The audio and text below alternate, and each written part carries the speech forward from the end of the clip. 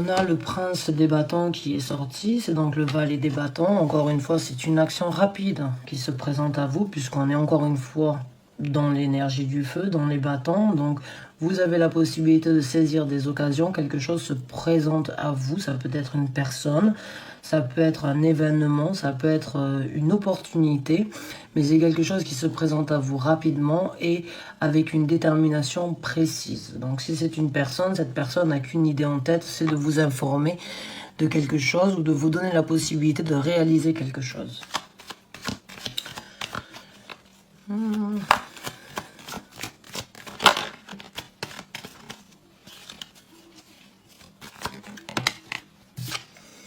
On a l'ermite. Alors la carte de l'ermite, c'est une énergie différente des bâtons. C'est une arcane majeure et c'est vraiment le travail intérieur que l'on fait.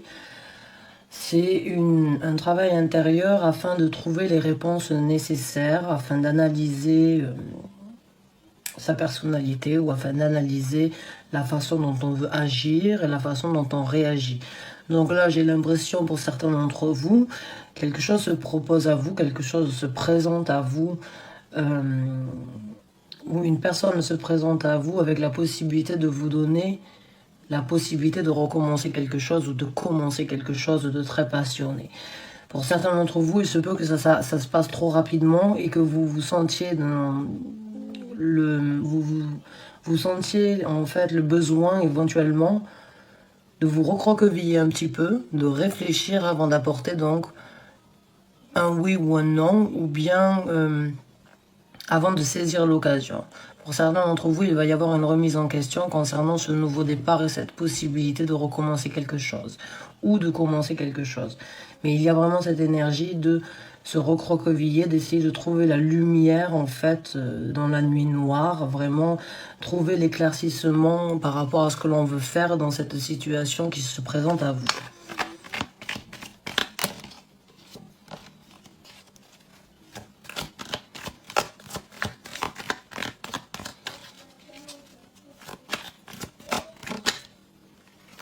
On a la reine des bâtons, la reine des deniers qui est sortie. La reine des deniers, c'est la reine la plus ancrée. C'est celle qui a vraiment les pieds sur terre, qui choisit vraiment, qui prend les décisions réfléchies, les décisions méditées. Donc vraiment, avec l'énergie de l'ermite, ça passe vraiment ensemble dans le sens où j'ai l'impression qu'avant de prendre une décision ou bien de saisir l'occasion, vous voulez vraiment ancrer vos énergies, obtenir donc les réponses nécessaires pour pouvoir vous diriger et saisir, on va dire, les occasions pour qu'elles soient bénéfiques et qu'elles vous apportent donc une certaine prospérité, puisque la reine des deniers est vraiment prospère. Elle a l'argent, elle a sa couronne, elle a son empire, elle sait où elle va, elle sait d'où elle vient et elle sait exactement son prochain...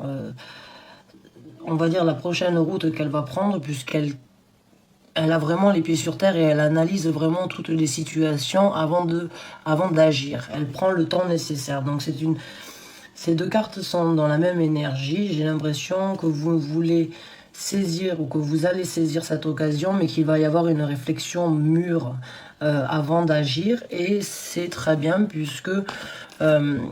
ça vous donnera la possibilité vraiment de saisir l'occasion, on va dire à 100%. Si vous arrivez déjà à analyser les propositions, vous allez pouvoir saisir l'occasion avec les pieds sur terre et avec une visibilité sur ce que vous voulez. C'est une très bonne énergie. On va dire, c'est très sage. Il n'y a pas d'impulsivité là, il n'y a pas de réaction, d'action ou de réaction impulsive. Il y a la proposition, l'opportunité se présente rapidement, mais vous prenez le temps nécessaire vraiment de réfléchir et d'analyser. C'est super, c'est très sage.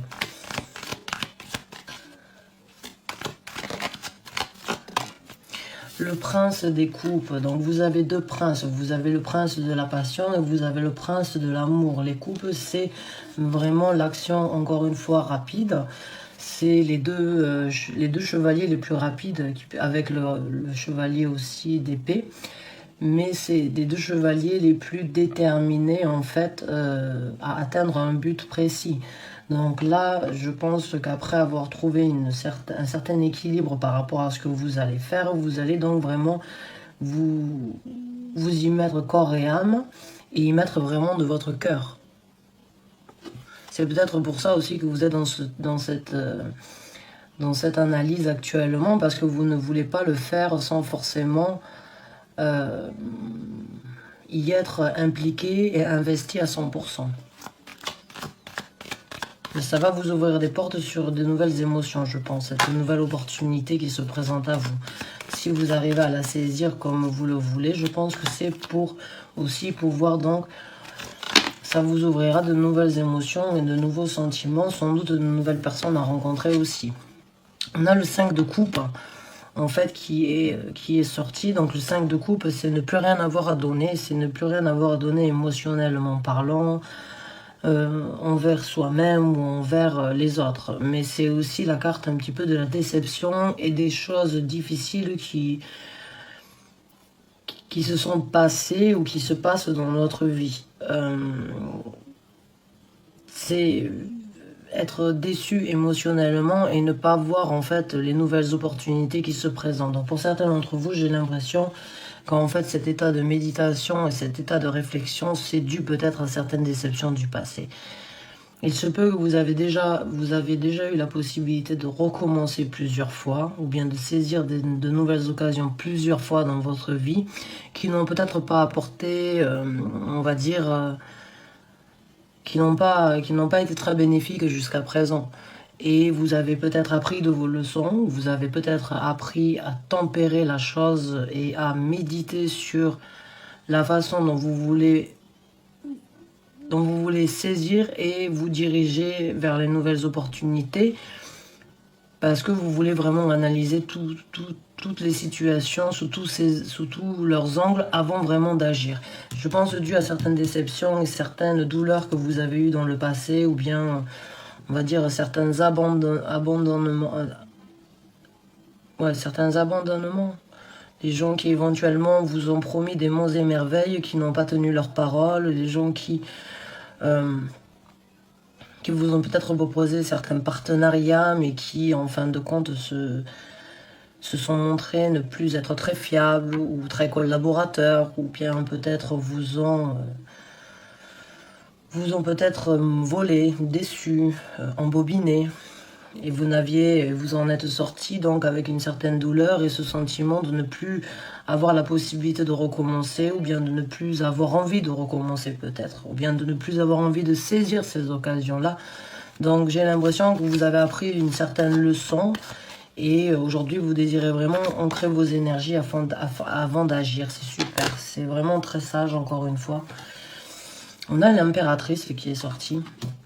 L'impératrice, c'est celle qui connaît, c'est celle qui ne fait pas grand-chose, elle obtient, sans forcément rien faire, puisqu'elle est impératrice. Donc elle a déjà créé son empire, elle a son harem, on va dire, elle a ses servantes, elle a créé cette énergie vraiment de mériter ce qu'elle obtient, et elle n'a qu'à bouger le petit doigt, en fait, pour pouvoir obtenir ce qu'elle veut. Elle n'a plus d'efforts vraiment à créer, les choses se présentent à elle. Donc je pense que c'est l'énergie que vous êtes en train de cultiver. Pour certains d'entre vous, je pense que vous allez passer donc d'une énergie où c'est que vous vous êtes senti trahi, et où c'est que vous vous êtes senti seul, abandonné, vous n'aviez plus rien à donner, et vous allez donc cultiver le culte de pouvoir créer un empire, connaître vos valeurs, et savoir que les gens se présenteront à vous pour vous proposer des opportunités, mais que vous n'avez presque rien à faire en fait pour pouvoir obtenir ces opportunités, si vous voyez ce que je veux dire. J'ai l'impression en fait que dans cette énergie de méditation, vous allez renaître vous-même de certaines difficultés, de certaines cendres, et vous allez embrasser cette énergie vraiment de connaître vos valeurs, de connaître ce que vous voulez dans la vie, ce que vous avez vécu, et ce en quoi vous êtes capable, ce pourquoi vous êtes capable donc d'obtenir ce que vous voulez. J'ai du mal à m'exprimer aujourd'hui, je vois. Donc on a, oui voilà, je vous parlais donc de certaines douleurs, et je pense que oui, vous êtes On a le 10 d'épée qui est sorti.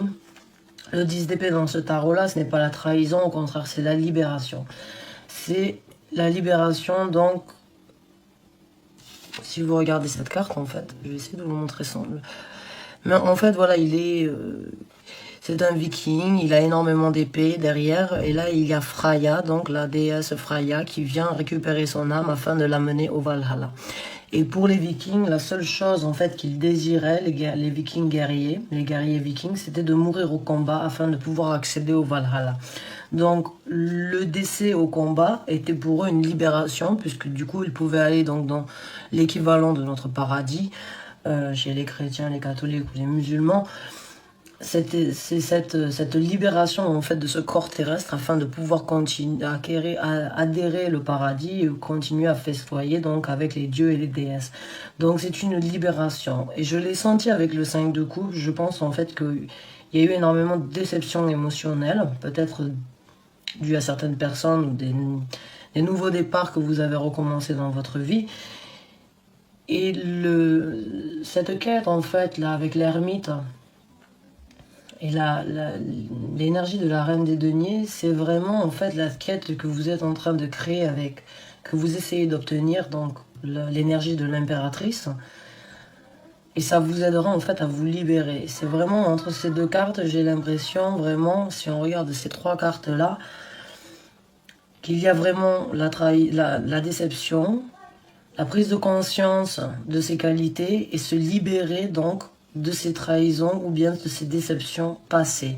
Dans cette énergie-là, de faire un travail sur vous-même afin de vraiment voir ce que vous voulez et comment vous allez saisir ces occasions-là et éventuellement vraiment analyser peut-être les gens en fait qui sont autour de vous ou qui vous proposent en fait ce nouveau départ. Donc on va voir avec deux autres cartes.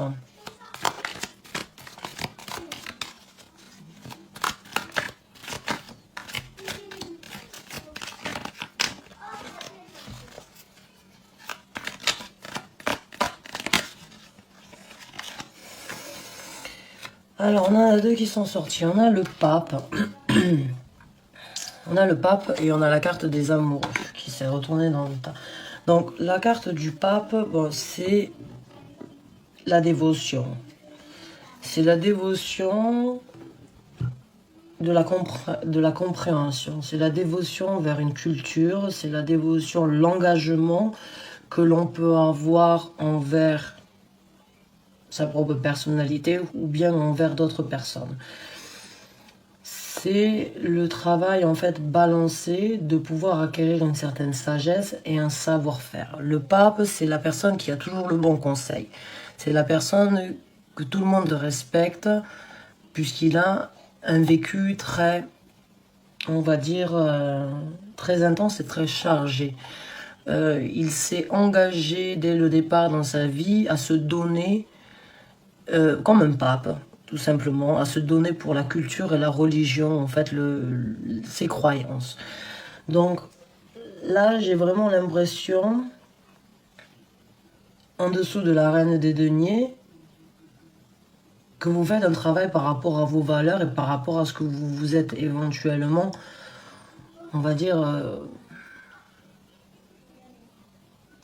la dévotion en fait que vous avez peut-être envers vous-même ou envers le projet qui se présente à vous. Mais il y a vraiment cette énergie de méditer parce que si vous regardez cette carte en fait c'est vraiment on va dire l'enfant, l'apprenti et le master. Donc il y a vraiment cette énergie donc de chakra déjà. Il y a le troisième œil, il y a le chakra du cœur, le vert, et il y a le chakra le chakra de l'illumination, le chakra de Crown Chakra. Donc, il y a vraiment cette sensation et cette énergie de balancer son illumination, son cœur et en même temps son savoir, vu qu'il y a l'énergie du troisième œil. Donc, c'est encore une fois le travail interne ou la dévotion en fait que vous êtes en train de créer par rapport à un travail interne pour pouvoir ancrer vos énergies acquérir cette énergie d'impératrice, vous libérer des déceptions du passé et vraiment donc saisir les occasions d'un nouveau départ passionné qui vous amènera sans doute à quelque chose de très balancé, puisqu'on a la carte des amoureux. La carte des amoureux, elle peut bien évidemment décrire et parler d'un couple, d'une situation émotionnelle, mais vu que là, il n'y a pratiquement pas de coupe ni de denier, on est vraiment dans la passion et dans la tête, puisque nous avons donc la libération mentale, nous avons les coupes et les arcanes majeurs qui font vraiment, les deux arcanes majeurs là sont vraiment, l'ermite et le pape sont vraiment des réflexions en fait par rapport à soi-même. Et la carte des amoureux, c'est la même chose. La carte des amoureux, c'est le respect en fait que l'on a envers sa propre personnalité. C'est le reflet de soi-même, c'est l'amour prioritaire que l'on doit avoir envers soi-même avant de pouvoir aimer les autres. C'est vraiment trouver un équilibre au niveau de ce qu'on est capable de faire, du respect que l'on doit avoir envers sa personnalité dans toutes les situations, et la remise en question en fait afin de trouver la balance entre son côté positif et son côté négatif afin de ne faire qu'un et d'être vraiment au top et au summum, atteindre le summum des qualités de sa personnalité. Donc il y a vraiment, avec ces trois cartes-là, il y a vraiment une remise en question. Une remise en question, une recherche, une balance à équilibrer afin de prendre une bonne décision. Il y a cette remise en question envers l'honneur de vos croyances, l'honneur de vos capacités, de ce que vous voulez obtenir dans votre vie. Vous y méditez dessus, vous cultivez en fait cette culture et cette croyance que vous avez, mais vous avez aussi la culture en fait de l'amour que vous devriez avoir envers vous-même.